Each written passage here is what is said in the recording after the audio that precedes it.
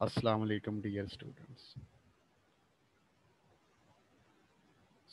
आज का जो हमारा टॉपिक है वो है जी line element and metric tensor.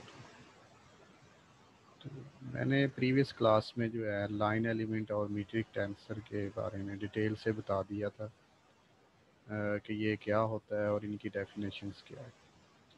आज हम इसके कुछ मैथमेटिकल डेरिवेशन पढ़ेंगे कि मीट्रिक टेंसर जो है हम उसको कैसे ड्राइव करते हैं और इसके मैथमेटिकल फार्मूलेशन क्या है, और फर्दर जो है इसके अंदर जो टर्म्स इन्वॉल्व होती हैं उनको भी हम आज जो है वो डिफ़ाइन करेंगे।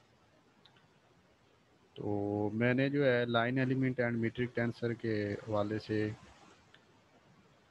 ये कुछ जो फिगर यहाँ पे दी गई है, इसके अंदर ये जो लाइंस हैं ये कर्व हैं। तो अगर आप बात करें कोऑर्डिनेट सिस्टम की या स्पेस की, कि जिसके अंदर जो लाइन है वो लीनियर ना हो बल्कि in the form of curve हों, तो फिर हम उस स्पेस को जो है वो कर्वी लीनियर स्पेस का नाम देते हैं।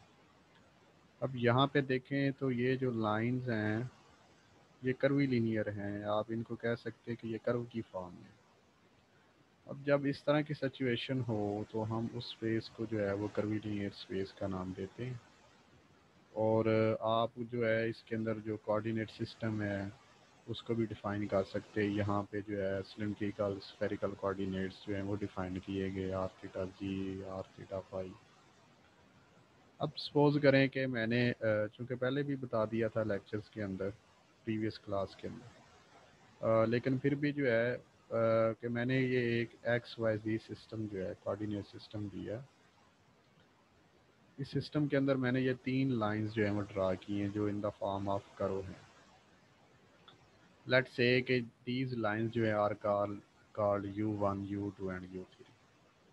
यहाँ पे जो है आप ये u1 इसको यहाँ पे भी लिख सकते हैं, u की पावर के अंदर जो है 1, u की पावर 2, u की power 3, just for vector representation आप इसको कह सकते हैं, या लाइन रिप्रेजेंटेशंस। इसके अलावा इसके कोई और जो है वो स्पेसिफिक मीनिंग नहीं। तो हम जो है वो थ्री डायमेंशन जो स्पेस है उसकी ज्योमेट्री के बारे में अच्छे तरीके से जानते हैं कि अगर आपके पास 2D हो तो उससे आप जो है वो रिज़ल्ट कैसे फाइंड आउट करते हैं, और अगर आपके पास थ्री डायमेंशन हो तो उसका रिज़ल्ट जो है वो आप कैसे फाइंड करते हैं। तो हमारे पास जो है फॉर 2D डायमेंशन जो है, सॉरी, थ्री डायमेंशन जो स्पेस है उसके हवाले से हमारे पास जो ये लाइन एलिमेंट आप कर लें, कह लें इसको ये डी एस स्क्वेयर। ये लाइन एलिमेंट जो है ये फार कर्वी लीनियर स्पेस के बारे में, ये कर्व की लाइंस जो हैं यहाँ पे जो ड्रा की गई हैं उसके लिए। तो डी एस स्क्वेयर जो है आपके पास ये बराबर होता है D X square plus D Y square plus D Z square. अगर आप 2D स्पेस की बात करें तो अगर आप जो है यहाँ पे जो है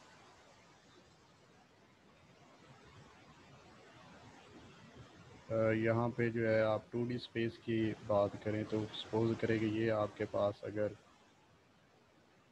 x है और ये लाइन आपके पास y है, ठीक है जी। और आप जो चाहते हैं कि आप इसका जो है लाइन एलिमेंट या कुछ रिजल्टेंट फाइंड आउट करना चाहते हैं। लेट्स सपोज कि ये इतना एरिया जो है आपके पास, ये आपके पास जो है वो डी एक्स है,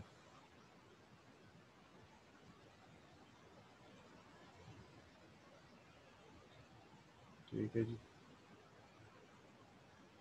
और यहाँ से जो है इतना एरिया आपके पास जो है वो डी वाई,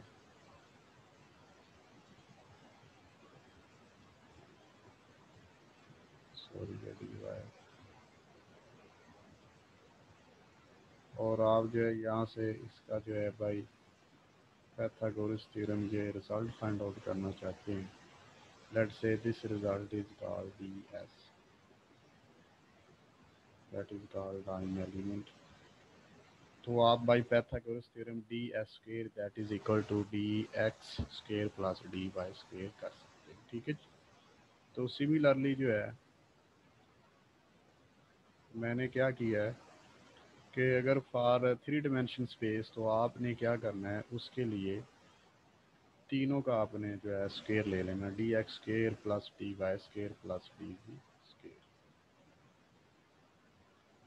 अब जो है फॉर एग्जांपल आपके पास जो पोजीशन वेक्टर आर होता है उसको आप कहते हैं आर जो है, अगर वो एक्स वाई और जी कोऑर्डिनेट सिस्टम के हवाले से तो आप उसको यहाँ पे एक्स वाई जी कहते हैं। अब मैंने ये लाइन जो है वो u1 u2 एंड u3 ली है, तो ये आप जो है R position vector in lines को शो कर रहे हैं। ठीक है, ये u1 और u इधर जो वन है इसकी कोई प्रॉब्लम नहीं है, आप इसको ऊपर नीचे लिख सकते हैं। अब आपने इस इक्वेशन का डेरिवेटिव लेना है, तो आप जब इसको डेरिवेटिव लेते हैं इसका, तो आपके पास जो इसका डेरिवेटिव आता है वो क्या आता है। चूँकि आपके पास पार्शियल डेरिवेटिव इसलिए आ रहे हैं कि आपके पास 3 डिफरेंट जो है वेरिएबल्स हैं, एक्स वाई जी अगर हो तो देन भी आप पार्शियल डेरिवेटिव लेते हैं। और अगर एक डेरिवेटिव जो है एक वेरिएबल का आप दूसरे के लिहाज से ले रहे हैं, या किसी भी विद रिस्पेक्ट टू वेक्टर ले रहे हैं, तो अदर टू जो होते हैं वो कांस्टेंट होते हैं। सिमिलरली यहाँ पे भी है, जब आप इसका पार्शियल डेरिवेटिव लेते हैं तो ये इस तरह जो है आपके पास इक्वेशन बन जाती है। Let's say this is called equation number 1। अब आपने सपोज कर लें कि फॉर आवर सिंपलिसिटी जो है हम यहाँ पे alpha I that is equal to partial R over partial U की पावर आई।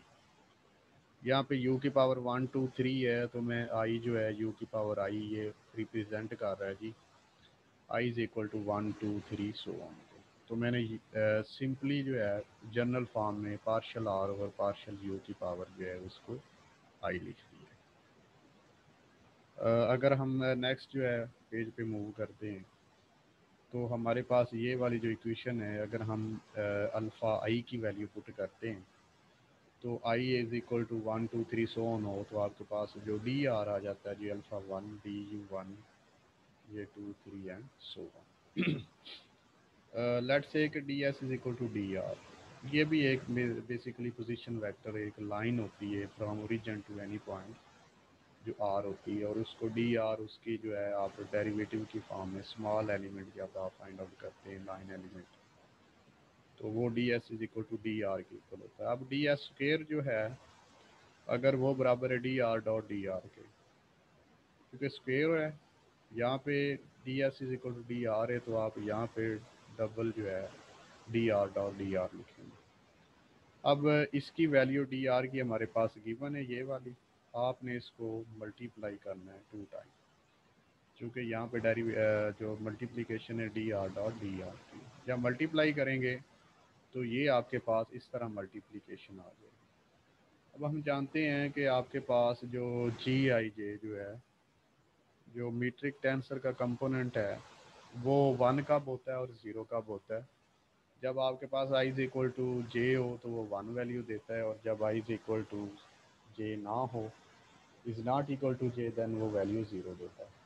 जब इस तरह की आप आइडेंटिटी जो है यहाँ पे अप्लाई करेंगे, तो जो अल्फ़ा 1 डॉट अल्फ़ा 1 ये 1 हो जाएगा, अदर अल्फ़ा 1 डॉट अल्फ़ा 2 0 हो जाएगा। सिमिलरली सेम वैल्यू 1 एंड जो डिफरेंट है वो 0। अब नेक्स्ट जो हमारे पास जनरल इक्वेशन बन जाएगी that is equal to D S square और D R square that is equal to this. हमारे पास 3 एक्सटेंशन तक हम ले गए इसको, 3 डायमेंशन भी आप कह सकते हैं, 3 लाइन्स तक आप कह सकते हैं। तो I is equal to 1 2 3 and J is equal to 1 2 3, ये alpha I and alpha J generally मैं लिख रहा हूँ। अगर यहाँ पे आई और जे की वैल्यू डिफाइन कर दो 1 2 3, तो वो वैल्यूज़ जो है वो डिफाइन हो जाए, और ये आपके पास डी यू आई और डी यू जे आई, इसको इक्वेशन नंबर आप 2 का नाम दें। और यहाँ पे जो जी आई जे है वो मैंने डिफाइन कर दिया कि वो बराबर होता है इसके, ये वैल्यू आप यहाँ पे पुट करेंगे, पुट करने के बाद आपके पास जो डी एक्स स्क्वेयर की वैल्यू आ जाएगी वो आपके पास इक्वेशन नंबर 3 के अंदर जो है वो यहाँ पे लिखी हुई है। और दिस इक्वेशन जो है इसको आप कहते हैं ज्योमेट्रिक कोएफिशिएंट जी आई जे भी, और मीट्रिक टेंसर की फॉर्म में इक्वेशन कहते हैं। अब इसके अंदर और बहुत सारी जो टर्म्स हैं वो इन्वॉल्व हैं, तो हम फर्दर जो है वो इसको फाइंड आउट करते हैं। अगर आपको जो है डेरिवेशन आ जाए कि drive the relation of metric tensor, तो आप यहाँ तक इसको ड्राइव करेंगे। नेक्स्ट आपके पास जो है वो जी three dimension Euclidean space, two dimension Euclidean space, और इसके बारे में आप बहुत जो है वो जानते भी हैं, इसकी डेफिनेशन का भी आपको पता, चूँकि आपने प्रीवियस क्लासेस में पढ़ा हुआ है। तो यहाँ पे थ्री डिमेंशन यूक्लिडियन स्पेस क्या होती है इसको हम देखते हैं। यहाँ पे डेफिनेशन मैंने लिखी हुई है, the space of three dimension, क्योंकि ये थ्री डी है तो थ्री डिमेंशन। अगर ये एन डिमेंशन हो तो इसको मैं ये भी कह सकता हूँ, और higher dimension in which d square is given by the concept of curvilinear lines or metric tensor। तो यहाँ पे मैं डील कर रहा हूँ जो है वो कर्वीलिनियर लाइंस को, और हम मीट्रिक टेंसर के रिलेशन फाइंड आउट कर रहे हैं, तो उस टर्म्स के अंदर जो है अगर ये कंसेप्ट जो आपका लाइन एलिमेंट का जो है डी स्क्वायर का दिया गया हो, तो उसको आप कर्वीलिनियर लाइंस या मीट्रिक टेंसर का नाम देते हैं। और इस स्पेस के अंदर हम इसको जो है वो कुछ इस तरह डिफाइन करते हैं। यहाँ पे the space of the three dimension और higher dimension which d square is given by the concept of curvilinear line और metric tensor is called three dimension Euclidean space. और अगर हम बात करें इन कर्वीलिनियर लाइंस की, और ये जो लाइन है अगर वो ये ऑर्थोगोनल हो, मतलब अगर इनका आप प्रोडक्ट लें और उसका जो एंगल है वो 90 हो, और उसके हिसाब से आपका 1 1 जो है आई डॉट आई जो है वो 1 वैल्यू दे, तो हम यहाँ पे नीचे लिख सकते हैं कि जी आई जे ज़ीरो कब होगा, जब आई is equal to not equal to j होगा, और जब 1 की वैल्यू हम लेते हैं तो आई इज इक्वल टू जी होता है। और अगर हम इस जी आई जे को कंपोनेंट्स की फॉर्म में लिखें, चूँकि जी आई जे के कंपोनेंट्स मैं लिख सकता हूँ कि जी 1 1 1 2 1 3 एंड सो ऑन, और इसकी मैट्रिक्स जो नोटेशन है उसके अंदर हम इसको एज आइडेंटिटी मैट्रिक्स लेते हैं। चूँकि एंगल 90 डिग्री है और ऑर्थोगोनल एलिमेंट्स जो हैं वो भी यहाँ पे मैं लिख सकता हूँ, तो इसका मतलब है कि आपके पास A dot A transpose equal to I है। अगर हम इस कंसेप्ट को जो है फर्दर स्टडी करते हैं, तो आपके पास जो है by this concept if we say that N dimension coordinate system X की पावर 1 2 3 सो ऑन एक्स की पावर एन तक, यहाँ पे सॉरी एक्स की पावर एन है। अगर हम बात करते हैं कि अगर हमारे पास कोई स्पेस या कोऑर्डिनेट सिस्टम जो है वो थ्री डिमेंशन नहीं है बल्कि एन डिमेंशन है, ना कि थ्री डिमेंशन है, तो हम लेट मैंने सपोज किया कि एक्स की पावर 1 से एक्स की पावर एन तक ये कोई स्पेस है, उसके कोऑर्डिनेट सिस्टम है, ठीक है। तो देन आप जो प्रीवियस इक्वेशन आपने फाइंड आउट की थी मीट्रिक टेंसर की, वो क्या बन जाएगी, तो जस्ट मैं u की जगह पे x को रिप्लेस कर दूंगा, और i and j shows 1 2 3 and so on, then D square is equal to alpha summation i is equal to 1 to n, क्योंकि हमारे पास ये एन डिमेंशन स्पेस है, यहाँ पे भी मैंने लिख दिया कि ये एन डिमेंशन स्पेस है, तो मैं जो 1 की वैल्यू है वो सॉरी आई की वैल्यू 1 से n तक जो है वो रेज करूँगा। पीछे मैंने 1 से 3 तक रेज की थी, क्योंकि हमारे पास वो थ्री डिमेंशन स्पेस है। तो ये आपके पास इक्वेशन नंबर लेट से अगर पीछे आपने 2 कह दिया तो इसको 3 कह दें, और आप जो इस इक्वेशन है if we use Einstein summation convention, अगर आप इंडिसेस को रिपीट करते हैं और ये वैल्यूज़ ये 1 देते हैं आपके पास, समेशन को आप रिमूव करें, सम अप करें, तो आपके पास ये वाली इक्वेशन जो है कुछ इस तरह बन जाती है, D x square that is equal to g i या डी एक्स की power i and d x की पावर जी। आप इसको इक्वेशन नंबर 2 भी कह सकते हैं न्यू टॉपिक के हवाले से, और प्रीवियस जो इक्वेशन उसके हवाले से आप इसको 3 4 सो ऑन का नाम दे सकते हैं। तो इक्वेशन नंबर जो 2 है that is called Riemannian equation, ये वाली इक्वेशन जो है extension and for N dimension जो है that may be also called N dimension Riemannian space and denoted by R की पावर एन। और ये इक्वेशन जो है वो रिमानियन इक्वेशन होती है। आपने रिमानियन इक्वेशन या रिमानियन स्पेस क्या होती है, कोऑर्डिनेट सिस्टम क्या होता है, इसको आपने एक दफ़ा सर्च आउट कर लेना, ताकि आप जो है इससे अच्छे तरीके से जो है वाकिफ़ हो जाए। अब हम जानते हैं कि जो आई की वैल्यू है और जे की है वो हमेशा हम 1 2 3 सो ऑन लेते हैं, और अगर मैं इस कंसेप्ट को यहाँ पे जो है वो डिफाइन करूँ, यहाँ पे ऊपर भी, तो D X square that is equal to D X power one इसका स्क्वेयर। बात करते हैं कि अगर जी वन डॉट वन में लेता हूँ,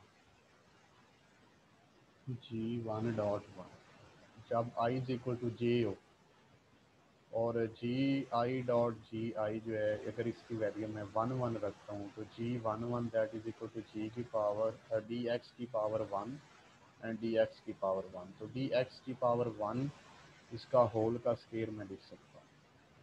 मैं एक दफ़ा फिर रिपीट कर रहा हूँ कि अगर मैं यहाँ पे वैल्यू आई और जे की वन वन लिखूँ, आई इज इक्वल टू जे कर दूँ और वैल्यू इसकी ये वन लगा दूँ, तो डी एक्स की पावर भी वन हो जाएगा और डी एक्स की पावर ये जे जो है ये भी वन हो जाएगा। तो डी एक्स की पावर वन मल्टीप्लाई होकर दोनों का स्क्वायर बन जाएगा और ये वैल्यू जो आपको वन वन देगा, तो ये वन हो जाएगी। ठीक है। तो मैं अगर आप इसको n एक्सटेंशन तक ले जाऊँ, m कोऑर्डिनेट सिस्टम या n डायमेंशन तक ले जाऊँ, तो जो डी एक्स की power one dot D x की पावर टू होगा वह ज़ीरो हो जाएंगे और डी एक्स की power one dot D x की पावर वन उसका स्केयर हो जाएगा। सिमिलरली जो सिमिलर वैल्यूज़ होंगी उनका स्केयर हो जाएगा और डिफरेंट वैल्यू उनकी जो है वो ज़ीरो हो जाएंगी। तो ये हमारे पास एक इक्वेशन बन जाती है। This equation is called an dimension Euclidean space और इक्वेशन।